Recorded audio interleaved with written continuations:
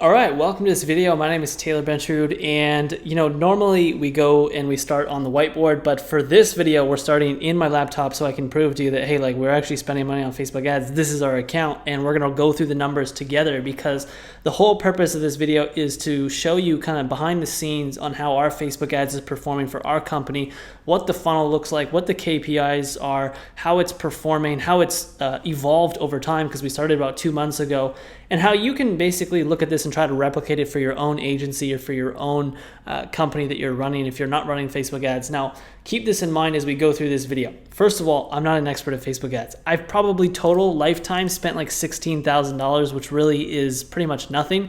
But for 3.5 years, I spent zero. So I just started about 2 months ago because in our agency, Better AMS, which is the agency I've had for about 4 years now, we've done organic lead gen, and that is what we really specialized in for a long time. And the program that I launched about 6 months ago, helping agency owners, it's all about organic lead gen. It doesn't really talk about anything to do with Facebook ads, but I'm learning Facebook ads right now. And last month we spent about $4,900, brought in $19,200 in sales. So I want to talk to you about how we did that, how we made a 292% ROI on revenue, and what that looks like, because I wish that I could have seen somebody when they just started and how their Facebook ads were performing when they just started, and like why it performed well or why it didn't perform well, etc. So really the purpose of this video is just to give you some value by showing you behind the scenes how our ads are performing, and hopefully to give you some insight and clarity into how you can do this for yourself as well in your agency. Now, first of all, I want to just talk about context, okay? We are running ads to and for this program. This is a new company I launched about 6 months ago. It is not really an agency because it's not really a done-for-you service. It's a program/course with consulting with me that talks about how to scale your agency and automate your agency pretty far. And the reason why I decided to launch Facebook ads for the program instead of our actual agency that we've had for about 4 years is partly because I have more interest and curiosity into this thing. But next month, we are launching ads for the agency that we've had for 4+ years. And the fact that we were able to get this thing profitable in the first 2 months, like really profitable, is a really good indicator that we're going to be able to crush it for the agency, because the agency, we have tons of case studies, tons of results. We have a really good system, and we're actually decently known in the niche that we have. So when we run Facebook ads, it's just going to be like pouring jet fuel on the fire. So I'm really excited to launch ads for this, but context-wise, the ads that I'm showing you are driving traffic to this exact landing page right here. It's a VSL landing page that takes them to, if you were to opt into this thing, basically you get taken to a valuable and free video that just basically walks through some training on how to scale your agency, a few different lead gen systems you can use, a few different models you can use to be able to automate your agency. And if you like the video and you feel like you want more help, you can apply here and schedule a call with me, and then you fill out a survey. And that is the funnel. So it's a very simple VSL funnel that we were driving traffic to. Again, this is the landing page that we were driving the traffic to in the Facebook ads. So now that you have some context as to where the traffic was going and what the purpose of the funnel is. Again, the purpose of this funnel is to get phone calls booked, right? It's not to get you to buy something. The purpose of this funnel is really to just give you some value, and if you like the value, you can book a call, and if you book the call, then you'll talk to me, and if I have good sales skills and I think that it's a good fit and that this program can actually help your agency, then that's when the sale would happen, okay? So the sale happens on the phone, not in the funnel. And it's a program, not necessarily a done-for-you service, but we will be launching ads for the agency next month. So here's the performance. We spent about $5,000. We had about a 2.69% click-through rate, $3.40 clicks. We had about 357 people that opted in for this actual training here, and that resulted in a $13.86 cost per opt-in for the VSL, right? So the cost to acquire someone's email was about $13.86, which is pretty decent. We'll get into what our target KPIs are in just a second. And our cost per phone call was about $329, which is also pretty good starting out, considering that this is the second month that we've been running ads, or I guess it would be the third month considering August, the month that we're in right now. But during this period, it was the second month that we've been running ads, okay? Now here's our tracking sheet that we use, okay? And the metrics are a little bit different because there's discrepancy in data. There's a time lag when it comes to Facebook and the performance. Like if you look at yesterday's data today, and then you look at like for example, yesterday is August 23rd. If you look at August 23rd's data and how the how it performed, and then you look at it 2 weeks from now, it'll change because there's a delay in the tracking and the reporting sometimes. But normally most of the data comes in 24 or 48 hours. Okay. So our target click-through rate is about 1.5 to 3%. We want to see that the ad that we have has at least a 1.5 to 3% link click-through rate. This means that they actually clicked the link on the ad and that they saw this landing page. Okay, so ideally we would have a 3% click-through rate, which means that every 100 people that see our ad, 3 of them actually click the link. Okay, hopefully that makes sense. Again, 100 impressions, 3 clicks, that's a 3% click-through rate. And that means if they click that link, they got taken to this landing page and they saw this landing page. Then our next KPI is we want a $1 to $3 cost per click. Now, it depends on your targeting. Some interests and different target markets are more expensive than others, but we want to see at least a $1 to $3 cost per click. We were a bit out of KPI, $3.46, but this doesn't matter. You could have a $100 cost per click, but as long as you're getting phone calls with qualified prospects for $200 or $300, it really doesn't matter how much your cost per click is, okay? And then our target KPI for the landing page conversion rate, this is the landing page again, and our target conversion rate is a 20% conversion rate, which means that if we have 100 people who see this landing page, we want at least 20 of them to make sure that they opt in and give the email address and that they go to the next stage of the funnel. Okay, so 20% is not bad. I would say it's decent. I've talked to a few other people about this and they think that 30 to 35% is good. And it's something, it really depends on your market. It's all context. Nothing's black or white. But again, considering we just started and our opt-in landing page conversion rate is 21%, I think that we could probably do better and get it up to 25, 30% at least. Our cost per lead, our target KPI for the cost per lead is about $5 to $15. Okay, so that means that we're willing to pay at least $15 on the high end to acquire someone's email, right? A lead is basically considered, hey, if you come in and you put your email in here and you click get your free training now, that is considered a lead. Okay, so if I opt in right here and I get taken to the next page, that was considered one lead, and we're willing to pay up to $15, and on the low end, ideally $5 per lead, okay? And our average cost per lead last month was about $15.88. So again, a little bit out of KPI, but it's irrelevant if your metrics further down the funnel are within KPI. And I'll explain that in just a second. So what we're looking to get on the video conversion rate, this is the actual video sales letter, the VSL video. Now, if a conversion on the video is if someone clicks this link here and they actually book a call, okay? So that would be considered a conversion rate. If you were to come here, you click this link and you booked a call, that would be considered one conversion from this video. And what we want to see is at least a 5% conversion rate on the video, greater than 5% ideally. So if every 100 people that watch that video, at least 5 people are going to book a call. And that results in an average cost per call booked, assuming everything is in KPI, between $50 to $300. And our cost per call was about $306, which is pretty decent. If you consider how much it was per qualified prospect, because again, not all of these people, we had about 16 people book a call. Not all of them are qualified. So if I was to just count the qualified ones, it would probably be about $500 per qualified call. But again, really good. If you're offering a $2,000 to $3,000 per month service or a $1,500 per month service, it's pretty damn good. Like in our agency, we have about a 70% close rate. In this program that I launched recently about 5 months ago, my close rate is about 25%. It's not fantastic.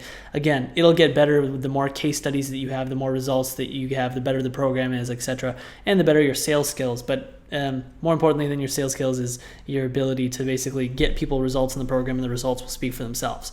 And so the actual sales, we had 19,200. Our cash is 14,900 because some people were on payments depending on different things. This one here was a deposit, but what we have here is our numbers: 292% ROI on revenue, 204% ROI on cash. Okay.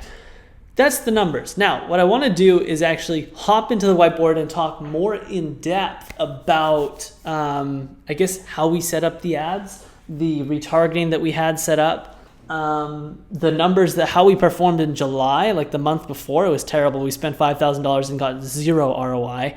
And what changed, how we went from like $5,000 negative the month before to 19,000, or I guess profit 14,000-ish.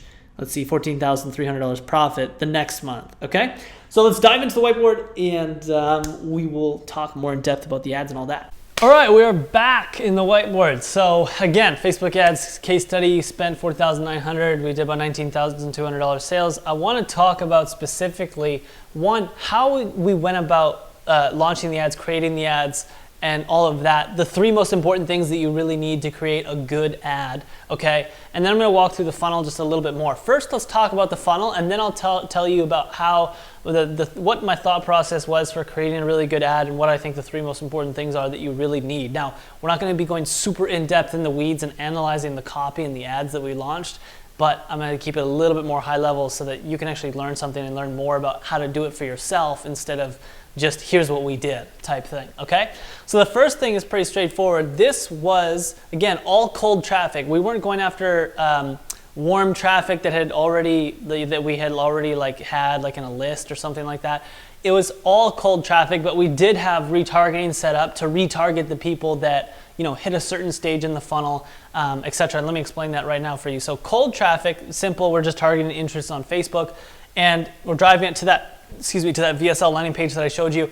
And the warm retargeting is very simple. It's pretty much anybody that engages with the ad or basically has hit our website in the last 180 days. We are retargeting them with another ad, and it's actually just our top performing ad, which is funny. So whichever ad is performing the best for cold traffic, we just use that as the warm retargeting ad to just keep hitting that person with the same ad over and over and over again, assuming they have hit the website or engaged with the ad in the last 180 days, okay? Hot retargeting is pretty simple. This is if somebody reached the book a call page or the qualified survey page or the success page. Basically, if they reach any one of these three pages, we would retarget them with an ad that said something along the lines of, hey, I noticed you were looking to book a call, or thanks for going through the training. I noticed you were about to book a call. Hey, why not book a call right now? We can hop on the phone and just talk about your agency and see if it would be a good fit, see how much we'd be able to grow your agency or help you grow, whatever. That's basically hot retargeting, is only if they hit this page and these three stages in the funnel do we retarget them. So that's pretty simple and straightforward. Now the targeting that we did is also very, very simple. We're just doing interest-based targeting. So for example, like Tony Robbins, Gary Vaynerchuk, Social Media Examiner, let me think of some other ones, Outbrain, Adweek. We're just targeting a bunch of different stuff that agency owners may have an interest in. And we'll get back to, I'll explain to you how we went about finding the interest in a second. We also use very simple demographics. I think we were targeting people like 20 to 60 years old, just very simple, straightforward, male and female. We didn't touch anything else. And we had about $15 budgets per every new campaign that we launched. Now, within one campaign, we would only target one interest. I hope that makes sense. So sorry, I guess in Facebook they call it ad sets. Within one ad set, we would only target one interest. I'm thinking of Amazon advertising. It's a very different world. And that is the simple breakdown there. Now, I already spoke to you about the KPIs that we were looking for at each and every step of the funnel, but I also included it here just in case for whatever reason you forgot. And now let's talk about how to actually create an ad. There's really only three things you need, and it's just so important. Like if you get this wrong, you're never going to be able to profit on Facebook, because like if you just miss one of these things, you're over. So the first thing is target niche. I see a lot of people targeting the entire world. What do I mean by this? Example, I'm a digital marketer. Great. Like who the hell do you help, right? Like there's a lot of people that are calling themselves digital marketers, and it's like, dude, that was a good niche like 8 years ago, right? 8 years ago, if you called yourself a digital marketer, you'd be rolling in cash right now and you'd have hundreds of clients, because there was no digital marketers 8 years ago. That probably wasn't even a term 8 years ago. Nobody even knew about it. But now it's like everybody and their parents are becoming digital marketers, and they're paying $97 for a program to teach them how to become a digital marketer and do Facebook ads and Instagram ads and chatbots and blah, blah, blah, blah, blah, and all these different things. And so if you're just calling yourself a digital marketer, you're screwed. If you're just saying that you do Facebook ads for businesses, you're screwed. If you say that you do Facebook ads for e-commerce sellers, it's a little bit better, but still going to be very difficult to run profitable Facebook ads and get clients with that type of niche. So what is this thing? How do you really hit the bullseye and select a good niche? I call it a third dimensional niche. It could also be fourth or fifth dimensional, but really most people are first and second dimensional, and this will fail you if you try to do Facebook ads with a first and second dimensional niche. Now, I'm not going to fully explain this. I already created a whole YouTube video talking about the 5 different dimensions of niches. And so if you want to learn about that, it's the very first video on this YouTube channel. You can go back and find it and watch it. But to tell you in just a brief summary, our agency, our niche is to basically help 7 to 9 figure companies on Amazon increase their sales by $360,000 to $3.8 million per year. It's a 3-dimensional niche. We are basically helping 7 to 8 figure companies on Amazon. That's the first different dimension. The second dimension is that they are selling on Amazon, right? So they're doing 7 to 9 figures. That's first dimension. They're selling on Amazon. That's second dimension. We help them increase their sales by $360,000 to $900,000 to $3.8 million per year. That's the third dimension. And we do that with Amazon advertising. So that's technically the fourth dimension. So it's pretty much almost 4-dimensional. It's very specific.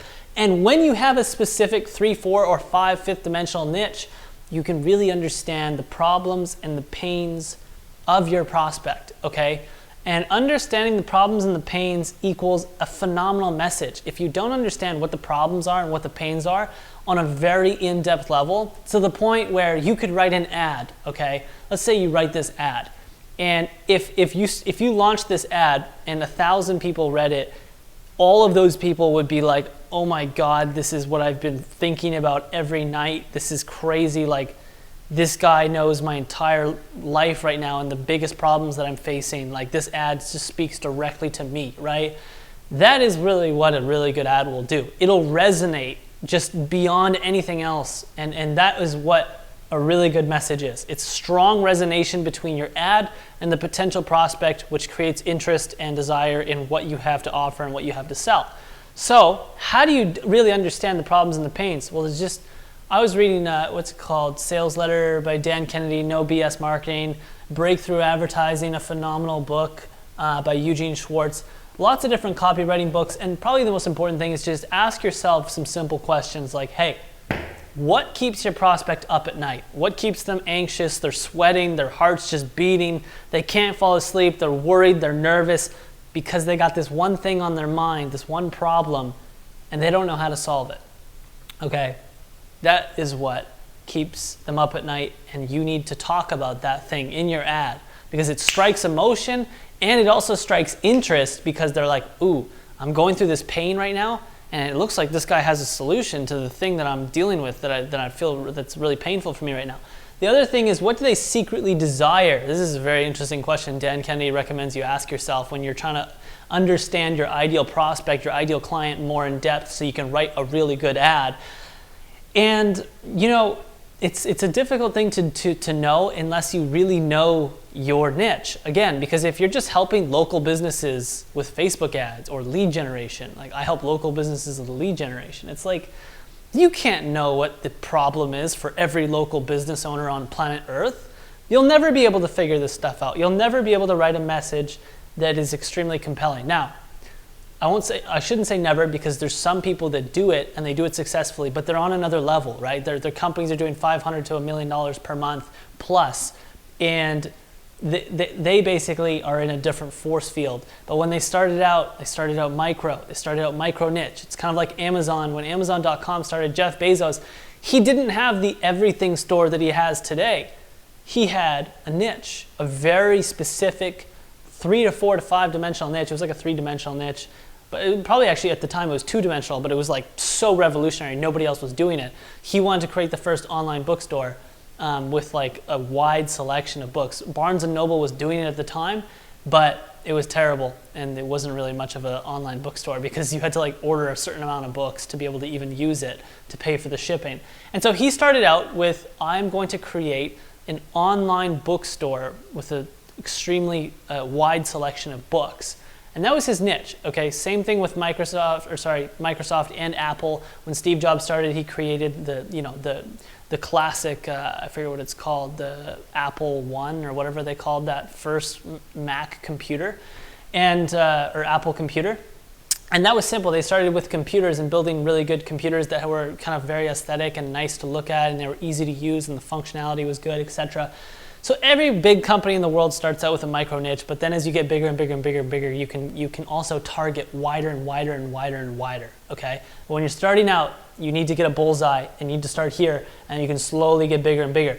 Anyways, what do they secretly desire? For you, this is probably going to be, if you don't know your niche, you're not going to be able to figure this out. You got to really know your niche. But it's a really good question. The other thing is the awareness levels and sophistication levels of your marketplace. I won't get too in depth, but if you read Breakthrough Advertising, Eugene Schwartz, he talks about market and awareness levels and sophistication levels, which is really important for copywriting. And then the third thing is your offer. Okay, now what are you offering, right? If you're selling a service that's $2,000 or $3,000 a month, and you run a Facebook ad, and you're asking them to pretty much like buy your service right there on the Facebook ad, like it's terrible, it's going to perform awful. You need to give some value first and basically capture that person's email address or their phone number, their contact information, and capture them as a lead and give them something for free as some value, right? And so that's what we do. We offered a free training video on how to automate and scale your video or your agency, automate and scale your agency in the VSL. And so the ad is talking about, hey, if you want to learn how to automate and scale your agency, you want to learn a few different methods that we've used, or it might just be talking about scaling, it might just be talking about automating, it might, talk about both, but we are offering a free video. That's pretty much it, right? If they give us their email address, they'll get a free training video, and that's very simple. It's a very simple and classic advertising methodology, is to like dangle the carrot in front of them, get the lead, and then continue to push them further down the funnel until the point where they'll either book a call with you or they'll purchase your product or whatever it is. But in this case, we're talking about services, which is usually closed over the phone. I wouldn't recommend trying to sell your service through a landing page where they can like select and check out with what type of service they want, whether it's just $1,000 a month or $2,000 a month. It's not going to work out. You need to talk to them on the phone, and you should be doing audits on their account as well. So really simple, really straightforward. I mean, I hope this helped. I know that there's probably a much like deeper level that we can go into. Like I could have showed you the ads. I could have talked about how we specifically wrote the copy more in depth, because this is pretty high level. But I just wanted to show you some numbers, and I didn't want to go too in depth because honestly, I'm probably not the best person to learn from when it comes to Facebook ads. You shouldn't be learning this stuff from me. But if this is going to help you, give you a paradigm shift or push you towards thinking more about launching Facebook ads and learning about Facebook ads and testing it for yourself, then great. That's kind of the purpose of this video, is to open your mind up and see that yes, it's possible for you as a service provider, agency owner, or if you didn't have a program, to get this thing to be profitable and to be working for your service. Not to learn specifically from me and go and try to implement stuff, because I'm still in the early phases. I'm like 60 days in, and this is why this stuff is not in my program yet, is because I'm not an expert at it, okay? I'm more of an expert at organic lead generation and agency automation. That is the stuff that I specialize in. So anyways, if you like this video, hit that like button below, subscribe, and we post a video once a week every Monday. And if you have any questions, put them in the comment section below. If you want to learn more about our agency, how to grow your agency, automate it, you already know where to go. It's on my website. I already showed you the VSL video. You just need to opt in and etc. and you'll be good to go. But let me know your thoughts on this video. Comment below, hit that subscribe button. Thank you so much. Ciao.